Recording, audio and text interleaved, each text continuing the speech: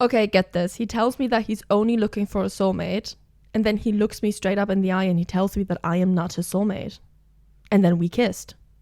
Okay, not quite. That's just the name of the podcast. Julia and a guy sitting in a tree. Kissing. Hello, hello. Welcome back to And Then We Kissed, the podcast on the funny, the confusing, and the unforgettable stories behind my kiss list. I am Julia, and I'm sitting here with Sophie. What is up? You know her voice well, you love her. I'm angelic. I'm godlike. And we love me. And the arrogance is the reason why she gets a microphone. You better. So, we're here today to talk about number 97. A very magical movie-like moment that happened to me. Closing in on the 100, and this is a good one. We're getting closer, step by step. It's almost like this season is about everything that happened before Mr. 100. Crazy. Wow.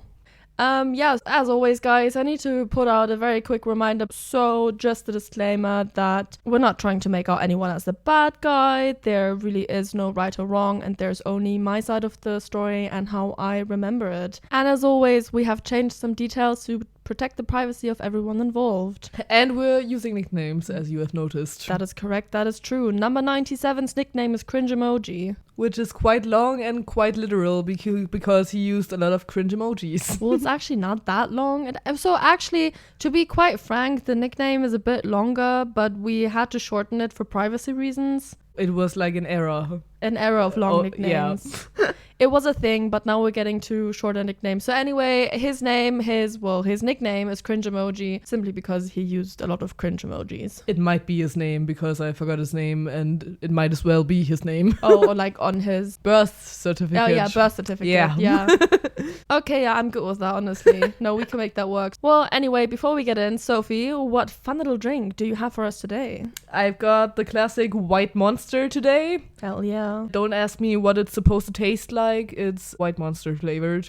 And it's great. And I really need it because of the caffeine. I think we're both a little tired. I was thinking of drinking coffee as well, but then I decided I actually really appreciate sleep today. So I am doing my same spiel as always, which is having a random simple drink in a martini glass to make it cooler. I have decided to have oat milk that tastes like popcorn. There's straight up standing a martini glass full of milk on the table right now. Straight up milk. And Sophie thinks that I'm gonna lick milk out of it like a cat. Yeah, and you probably have to because now you said it. She just like waggled her eyebrows provocatively. The world didn't have to know, but now you put it out there. Unfortunately, this is a podcast where I really am spilling all of the tea. So you shouldn't be bothered by licking up milk in front of a camera.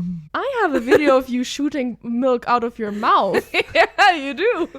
That is a threat. Yeah, and I need to pull some of the power back into my cord. Well, cheers to our eternal power struggle, bitch. Cheers.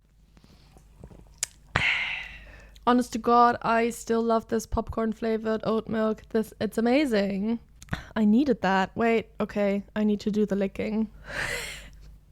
Like in the camera. Nobody can see it if you do it like that. Nice. Yeah, I'm cutting that out.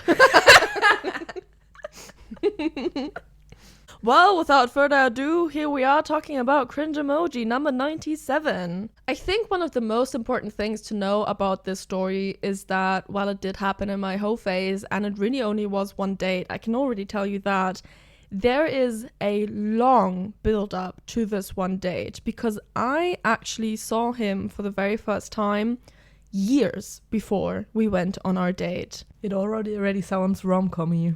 It really did feel like a rom-com, not gonna lie. So let me set the scene. Essentially, I have this one friend who has an amazing apartment. So we always just hang out at her place. It's like a fucking castle. It's really good for taking Instagram pictures. It's amazing. Sophie's there all the time as well. And I am usually at my friend's place maybe at least once a week, if not more. At the bottom of this building, there is a store.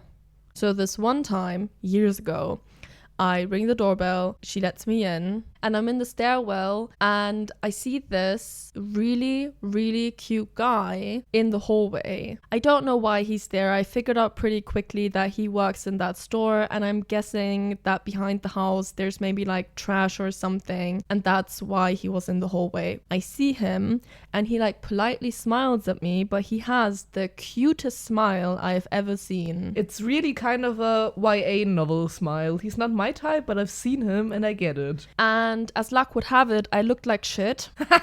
And I mean, also, this was before my entire overconfident hoe phase, and I did not know how to flirt yet. You will actually hear this in the next episode where I talk about the guy that taught me how to flirt. But at that point, I did not know how to flirt yet. And somehow, this sounds like one instance, but every time they saw each other in that stairwell, she looked like shit in her eyes, at least. That's really what happened every single time. So what followed was like years. I am not kidding you. Years. I was there at all given points of the day. Most of the time, I would say like 90% of the time I looked amazing. And then the 10% of time when I looked like absolute shit was exactly the moment when I would see him in the hallway. It's always that sweaty, getting out of gym, weird hair look. Exactly. Or like the half pajamas, crying because of a guy just putting out running the over to your trash, friend. grocery shopping Something look. like that, messy hair bun. But like not the YA novel messy bun kind of thing, but the rather cute one, the greasy one. The greasy one, that I should have washed my hair 5 days ago one.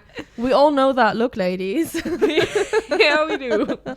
So that was the only times that I ever met him for years to come. He would always smile at me politely, and every single time I knew he's barely registering me. He has no idea who I am. I very well know who he is, but he has no idea who I am. And I mean, why would he? I look like shit, I'm anxious, I'm a mess every time I see him. There's no point. So it really gets to a point where I'm like, this is a fantasy, it's never gonna happen. This is just my hallway crush guy. Yeah, you can keep romanticizing him in the hallway. That's nice too, Exactly. I guess. Exactly. But maybe with all of the bad men that I see, it's nice to just have a guy that you can over-romanticize in your head, and it's never gonna be anything. The hallway prince. Well, but if that would be the entire story, we wouldn't be sitting in front of microphones. Roll credits. Let's maybe actually get to the details that are important.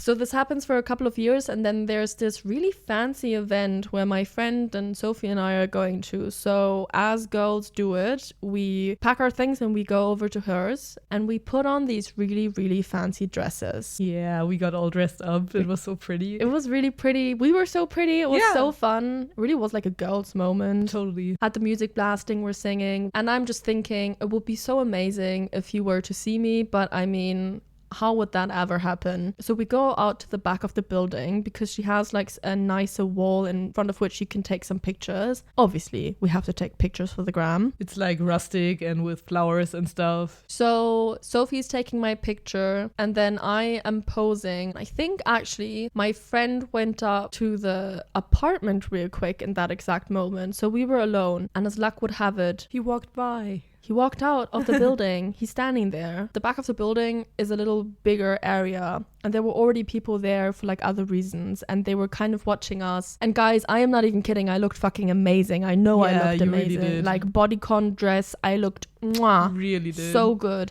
And as luck would have it, he walks out. That never happens when she's pretty, as we have established. It never happens when I'm pretty. And then he walks out, and it was, and I kid you not, a fucking movie moment. Everything feels like it's going in slow-mo. He sees me. I see how he sees me. He registers me for the first time. He looks me up and down. He walks by me with the cutest smile ever, and he says, "Cute dress."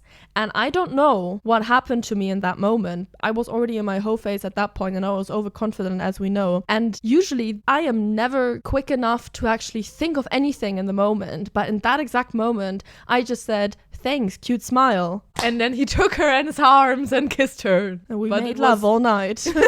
But it really felt like a scripted rom-com moment. It really felt like that. And I have no idea how... Since when am I this witty? I mean...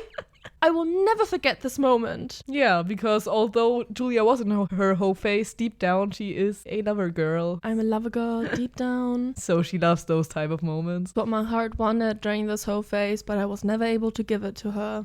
But it's fine. We can have a little crush moments and move on to go get the next guy to fuck him. So. So he stayed outside for a little bit while we were taking pictures, and then my friend comes down, we start taking her pictures. We refrained from telling her everything that happened in that moment because he was still watching. Couldn't do that. And then I think after we finished the pictures, we kind of left to go to the event, and we told her all about it in the car, and we were like screaming. We were like, oh my God! Guess what just happened? Guess what just happened? I'm plotting in the car. I am like, I need to use this momentum. He finally knows who I am.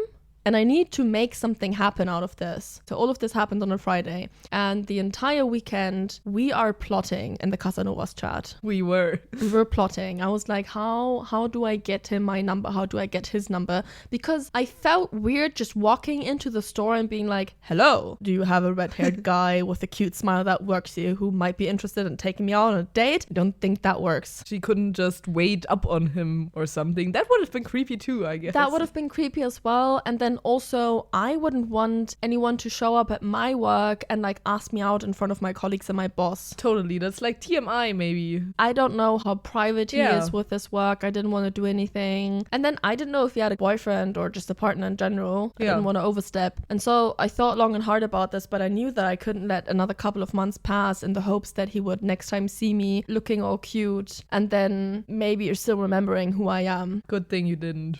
Good thing I didn't. So I came up with, in my head, a genius move, which was I took a piece of paper and I wrote on it, for the guy with the cute smile. Then I wrote my number on it, and then I said like a PS, if you're not interested, that's okay as well. And I think I signed it like the girl in the red dress. Yeah. That's what I signed it. Totally cute. That sounds like the name of a romance novel. The girl in the red dress. So on Monday, following that Friday, I was freaking out about it in the Casanovas chat because the only thing that I could do is go over to my friend's house and throw it in the letterbox of that store and just hope, by God, that he would find it, or that one of his colleagues finds it, wouldn't find it weird, and would put it like out for like everyone else. And doesn't make a big deal out of it. Who the fuck is that guy with the cute smile? Who does she mean? Exactly. So I go up in the evening to the letterbox and I throw in the piece of paper in like a little letter. Yeah. And letterbox is outside. This is important because in that exact moment he drives by. And I was just like, smile and wave, boys. Just smile and wave. I was so caught in the moment. I was just like, okay, hi. And then he just smiled and waved at me as well. Yeah. He saw me put something in the letterbox, but nothing else happened. So that's a really great coincidence. Oh my God, I never see him. Yeah, and then twice in a week. What the hell? Obviously, still go over to my friend's house, and I can tell you right now, ever since him and I went on a date, I have only seen him once because I really never see him. It really was like all of the stars aligned for that one day to happen. He just circled the block with his... waiting. Yeah. All day. Just waiting. All day.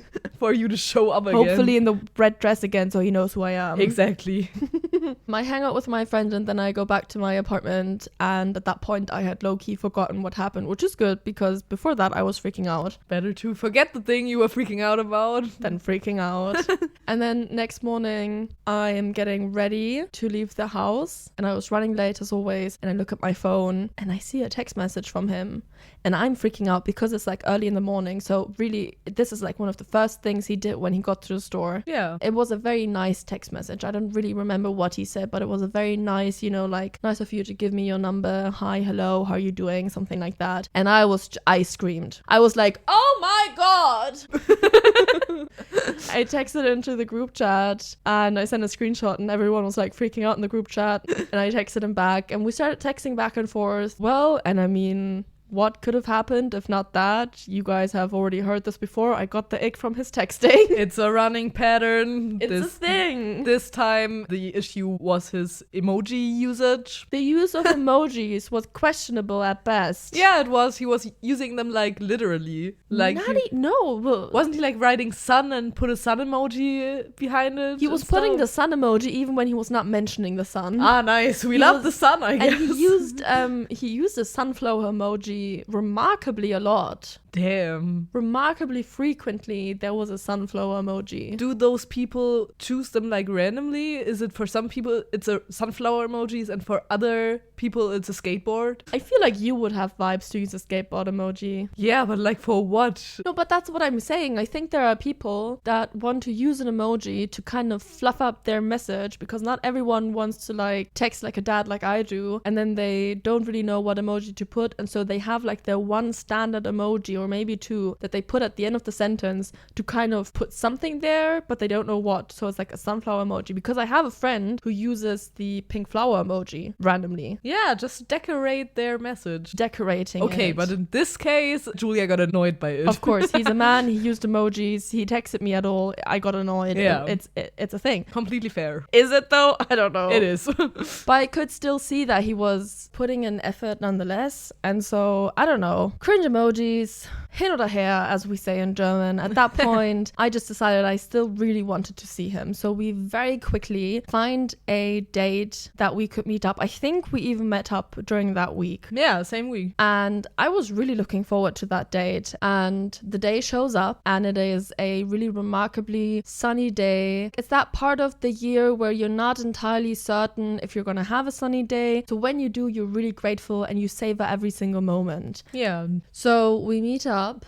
I was running late. Of course. So first of all, one of the very first things that I noticed is like, good God, this guy is gorgeous. But he's not gorgeous in your like typical model way. He is simply gorgeous because he has a really, really great energy about him. He really fit his weird sun and sunflower emojis because he was really kind fit. of a sunflower. It really fit. It really made sense with him. He had a great energy. He looked amazing. I liked his style. The conversation was flowing like immediately. Nice. It was amazing. We go to the cafe, we grab a coffee and decide to go for a walk. And on the way out of the coffee house, we see a couple of his friends sitting down. Yeah. And so he pulls me over there to say hello. It's two women, and he starts talking to one of the women, and then I'm like, we know me. I just start having a conversation with the other woman. I introduce myself and we start talking to each other. And I mean, we also know me. Immediately, her and I are like suddenly best friends. We are telling each other about like artists that we should check out. Nice. Good. It actually got to a point where he interrupted his own conversation to look at me, and he was like, I'm sorry, do you guys know each other? And we're like, no, we just met.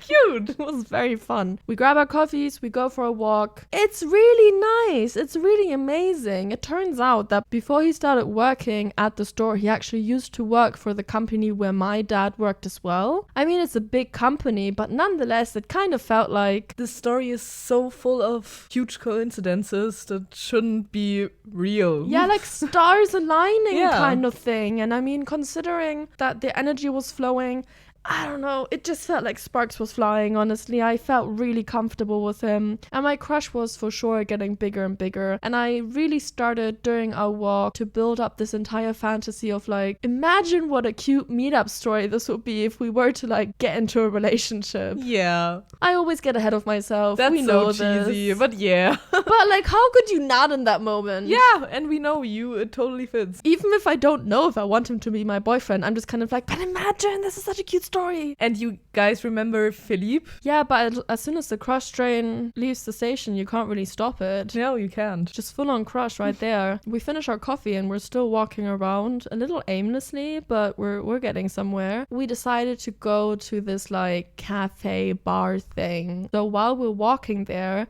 him and I get into a fight about like a discussion more where he said a word in English that I had never heard before, and he was pretty adamant that it meant this and that, and I was not so certain. And I mean, what else do I do than just call up my mother, put her on speakerphone and ask her? Totally. This so is actually it's already met your parents. Cute. It's important to note that my mom is actually really interested in languages. She's fluent in English, so it really just made sense. But still, he was really cool with it. It's not the first time that I've done this on a date, and of course it will not be the last time. And my mom is always so cool about it as well. She's just like, hi, cringe emoji. Anyway, anyway, before she picked up the phone, we had a little bet going where he was like, she's for sure not going to pick up. And I was like, you do not know my mom. She's going to pick up. And so he said that if she were to pick up, that he's going to get us 2 upper rolls and vice versa. If she's not going to pick up, then I'm going to get 2 upper rolls. And I was like, I'm good with that. And then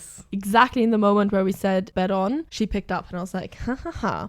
So we walked to this like cafe bar, which is a really, really nice spot in the city because it is right by a really nice bridge with an amazing view of the city. And during nicer weather, you just kind of like get a drink from the inside and then you just stand outside on the bridge and look at the city center. Yeah. Given that it was really nice weather, that's of course what we did. So I'm talking to my mom on the phone again because we had to figure something out logistically, and he goes outside and he comes back out with 2 upper rolls. It was really nice. We're standing by the bridge. I think at this point the date had already been going on for like 3 hours or so. It really was one of those dates where you could just not stop talking to each other. Nice. And he was making me laugh a lot. And if there's one thing that will get me naked, it's men making me laugh. And he was making me laugh a lot. The conversation was still flowing. The energy was still amazing. We go grab some food and then we decide to go to another bar. And it's really, we're just like hopping from space to space just so we can continue the date. And while we're at the bar, the conversation turns towards what we value in a relationship. It very quickly turns out that this man really is only interested in dating to look for his soulmate. Which wasn't your goal at that time. It really wasn't. There's also the questions if you even believe in soulmates. It's a controversial take. I think it was more complicated than me just being in a hoe phase because this is also something that I'm going to be talking about in a later episode, but it's not that I wasn't open to being in a relationship. I wasn't emotionally available for one, but I mean, my heart still wanted to be loved. I still wanted to be seen and everything. Of course. So I wasn't necessarily against it. It was rather that the entire way that he viewed relationships and this entire like soulmate thing really did not work with my way of viewing relationships. And it also wasn't necessarily a difference that you could easily overbridge, you know, like you have your thoughts, I have mine, and we can still be together. It was rather, it was so fundamentally different, the way he approached relationships, that we, just by talking about it, it was a very sobering moment of like, oh, whoa, so this is not going to go anywhere. I remember, to me, it felt really romanticized and somehow rigid. And of course the day was romantic, but it also has to work in practice, not just in your head and in theory. Like, you mean his way of viewing relationships? Exactly. Yeah, no, I agree. I mean, if it works for him, it works for him, but still, sure. it didn't feel practical enough in terms of the day-to-day aspects, really. Yeah. He also told me that he was not open for anything else. He was only looking for a soulmate. That's it. No casual sex, no casual romance, no nothing. Yeah. Only soulmate dating, which is fine for him. We're gonna die together. But I mean, we know me. I'm open for pretty much anything. Yeah. So it was this really sobering moment. And then the conversation just steered towards another topic and we continued talking and it was still really nice. At this point, I mean, I've already been sending live updates into the Casanovas chat, of course. And at this point, I was freaking out in the chat. I was like, so we've already established that there's no point in us dating, and we are still on this date. We're kind of hanging in the air right now. It's still nice, but I'm not sure where this is going. Please help me. What is happening? I was also getting really tired, but I also did not want this date to end. So we go for a walk, and then I'm kind of like, hey, do you just want to come back to my place? And he's like, sure. And so we walk back to mine. And I still don't know if this is a date or if we're just hanging out as friends at this point. Yeah. I'm still texting updates. All of us are confused. I bring him up into my apartment and Sophie comes out to meet him. A rare occurrence. Yeah, I actually met this guy and I was, again, kind of stunned by how like he was. So a very rare occurrence of Sophie actually meeting a guy and not hiding out in her room until she could actually criticize their shoes or so. No, it was really great. I got all weird and stuff. I love that. I love just talking shit to guys Julia brings home. It's so amazing. Is she hiding or am I hiding her? I mean, it's kind of a good test. Can you handle the weirdness of my friends? Exactly. On guard. Do your best. So to cut a long story short, I bring him into my room, and as the tradition holds up, Sophie immediately texted an update into the Casanovas chats, just so Flo knows as well. There's a man in my house. And she said he is definitely interested in more than just friends. And I was like, how are you figuring this out? And she was like, guts. A vibes. vibe. I don't know. Sophie and facts is not a thing. No, I go on vibes. So I was like, okay, trust Sophie's vibes then, I guess. We're in my room, and at that point I didn't have these like cute armchairs next to each other, so we were kind of like sitting opposite of each other, and we were just continuing talking. It was fairly late at that point. I mean, the date at that point went on for like 5 hours, and we're still talking, and I am still massively confused if we're hanging out as friends or not. I know what Sophie said. She continued arguing, like making a case for herself as to why her gut feeling was right. Flo was getting on her side, and I was like, okay, but he's sitting in front of me, and really verbally everything sounds like it's a no, but he's also here. So you didn't talk about sexual preferences yet? We did talk about that actually, which is also interesting because that was the second point where I was like, fuck this entire cute story, I'm not getting together with you. Yeah. Because he said that he'd... Guys, everyone can have their own sexual preferences, okay? I just want to make that sure. It's just about the difference to Julia's opinion and Julia's. Obviously, I like to have long dates. You could imagine that I like to have long sex as well. This guy tells me that for him, sex really is just about having an orgasm as quickly as possible, and for his partner then as well. So he was not egoistic. It at least didn't seem like it. And then he said that sex for him was like a maximum 5-minute affair. That's so crazy. He had such an impractical view on relationships, but for that, such a practical view on sex. It really did not add up. He can do whatever he wants, of but course. I mean... But you're just not compatible. Well, then I'm not going to sleep with you. Well, I did. But we're getting ahead of ourselves. Yeah. So, I mean, you already guessed it. Something happened. So we're sitting in front of each other, and then he randomly comes closer. It's important to note that we were not physically close at that point. And we were sitting fairly far apart. And then he kind of like almost lunges forward, grabs me, and like tries and kiss me. And I was like, okay, this is happening. Damn, all right. It was the most unromantic, unsexy moment. Oh man, it's so sobering. The entire build-up between him and me for years, and then that was our first kiss. Damn. Oh, I forgot to say it, and then we kissed. I don't know. I was just happy to have an answer. I was not happy with how that moment happened. But I mean, then again, I don't really want to be too critical about that, because while I have learned to flirt and everything, I can tell you I still don't know how to make a first move. And for the very, very few times that I did that, it for sure was a lot more cringe than what he did. So I am not being too critical about him. I could have not done it better. So hats off to him for doing anything at this point. You guys got rid of the tension like that. So we start making out. The makeout is okay. He's not the best kiss I've ever had. Usually when I start kissing someone, always give someone 5 to 10 minutes before I decide not to kiss them ever again. Sometimes you have to get used to each other. The very first kiss is usually terrible for me. And so I give them a couple of minutes to adjust to my rhythm, because I'm not changing my rhythm. But you can adjust to mine. You're the princess. The princess vibes all over again. He was not the best kisser. Even after 10 minutes, it was still dry, remarkably dry. I would say some tongue action was missing. The emotions were not really there. The passion was left out. It sounds functional, like, yeah, we have to kiss now to get to sex, and then we have sex and orgasm, and then we can stop and get dressed.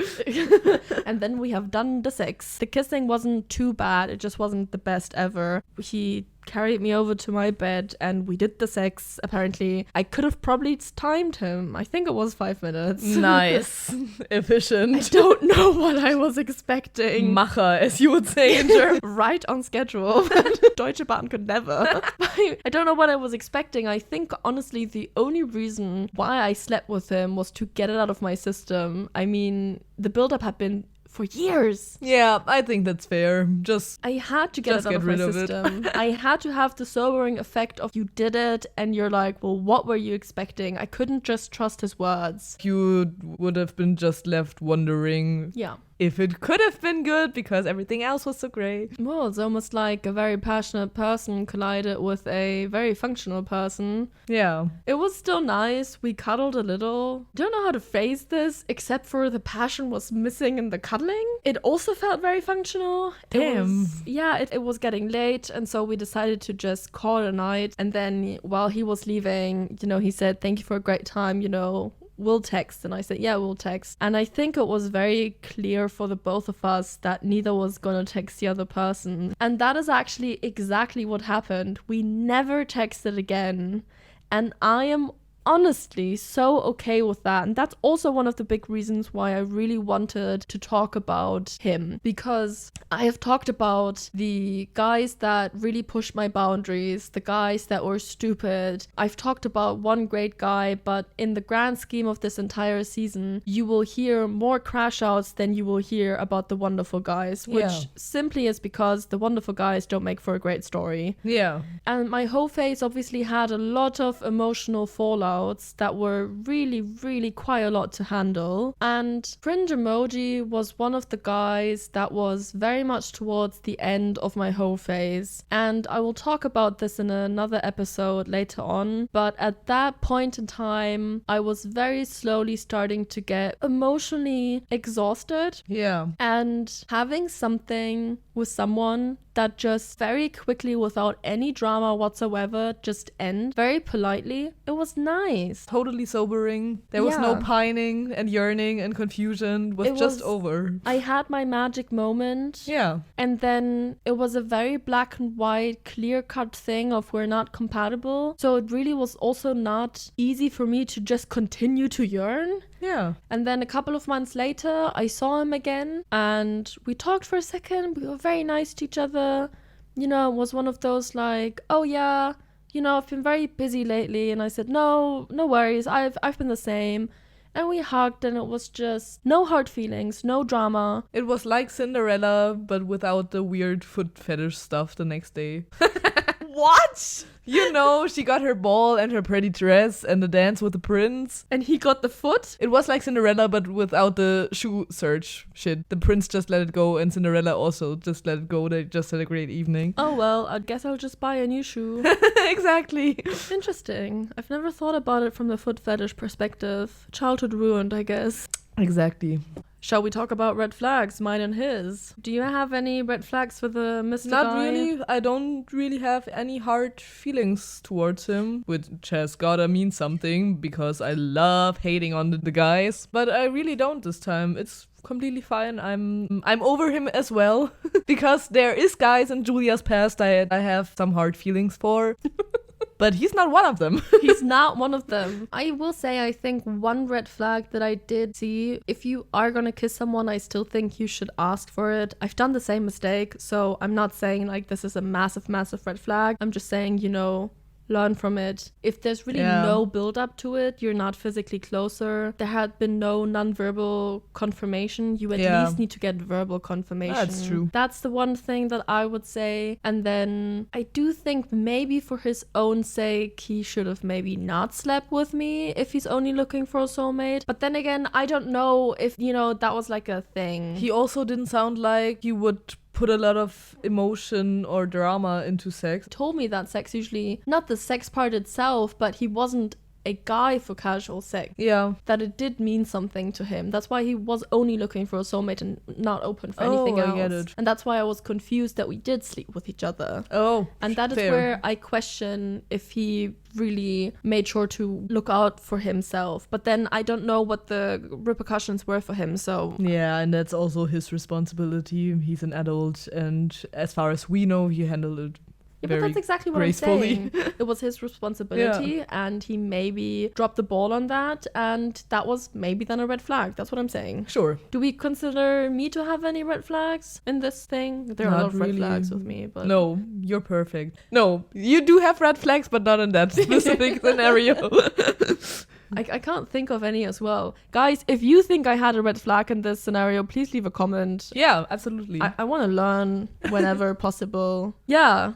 Well, then I guess we really only have the very last question, which is kiss, marry, kill. Kiss, I guess. Well, it's definitely not a marry. Definitely not a marry, definitely not a kill. I wouldn't kiss him either, but I feel like if you would meet him again... You know what? Yeah, I think you're not wrong about that. I don't think I would be closed off to kissing him again if the circumstances arose. I don't necessarily have to. Of I would course also not. be good with a good conversation. Yeah. But I think also in the grand scheme of things, I have to choose one. So it's gotta be kiss. It has to be kiss. I think this is the first kiss of the season. Damn. I'm wondering if he's the only kiss of the season. I think there's another one. I have opinions towards the next one, and I know they're gonna differ from yours. But not to spoiler. She's Not gonna to talk about that spoiler. with Flo.